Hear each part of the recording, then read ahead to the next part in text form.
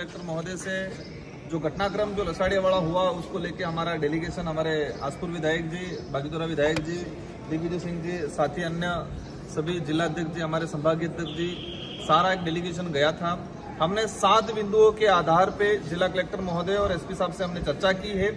इसमें मेन बड़ा जो बिंदु है, एक उदयपुर सांसद मन्नालाल जी रावत,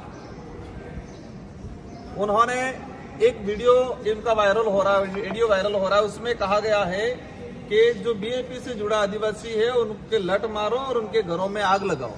1 महीने पहले का ये वीडियो वायरल हुआ है और इसी का परिणाम लसाड़िया में, क्योंकि बीजेपी के कार्यकर्ताओं को लगा कि हमारा सांसद कह रहा है कि घरों में आग लगाओ, लट मारो, उनको पत्थर मारो, इस तरह से एक सांसद उकसा रहा है बीजेपी के कार्यकर्ताओं से। तो उन्होंने उसी आधार पे वहीं से उन्होंने कहीं न कहीं माहौल बना और लसाड़िया के अंदर हमारे दरियावद विधायक जी पे जो आक्रमण हुआ, तो हमारा पहला बिंदु ये रहा है कि कानून सबके लिए होता है। एक सांसद आम कार्यकर्ता को उकसा रहा है कि घरों में आग लगाओ, तो उस आधार पे कानूनी कार्रवाई होनी चाहिए, उसको लेके पहला बिंदु है।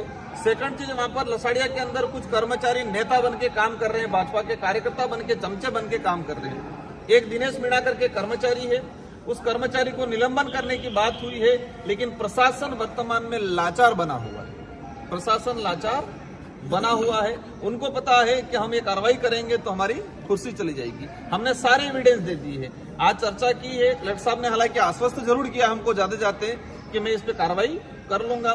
अगर कार्रवाई करते हैं तो ठीक है, कार्रवाई नहीं करते हैं तो हमारा डेलीगेशन अभी तय करेगा कि ये आंदोलन आगे बढ़ना, धरना स्थल आगे बढ़ेगा कि इसका नया रूप लेगा, वो हम आगे भी हम बैठ के डिसाइड करेंगे।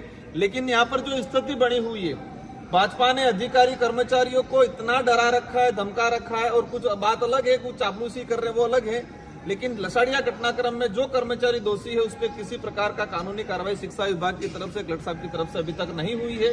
5 दिन होने आ गए हैं। हमारा फाइनल डिसीजन यही रहेगा कि उन कर्मचारियों पे कार्रवाई करे, और एक सांसद जिस तरह से आदिवासी समाज का सर्टिफिकेट लगा के गया और समाज के लोगों को ही आग से मारने की धमकी दे रहा है, तो ऐसे सांसद के खिलाफ भी कानूनी कार्रवाई करे, ये हमारी मांग रहेगी। सर, अब चुनावी माहौल भी है, अभी उपचुनाव भी सामने है, तो क्या बीएपी स्वतंत्र लड़ेगी या गठबंधन? ये इशू ही नहीं है। इशू सबसे बड़ा ये है कि एक आदिवासी समाज का सर्टिफिकेट लगा के सांसद बना और वही सांसद आदिवासियों के घर जलाने की बात कर रहा है, ये बड़ा इशू है। इशू ये है कि निर्वाचित हुआ विधायक वहां उसके विधानसभा क्षेत्र में जाता है और भाजपा के गुंडागर्दी वाले लोग उसके साथ मारपीट करते हैं, वो इशू है। तो हमारा आज जो बड़ा इशू है, चुनाव का इशू ही नहीं है। भाजपा जिस तरह से देश में पूरे राज्य में माहौल बना के रखा है, वो इस इलाके में भी चलाना चाह रहे हैं। हम कतई चलने नहीं देंगे।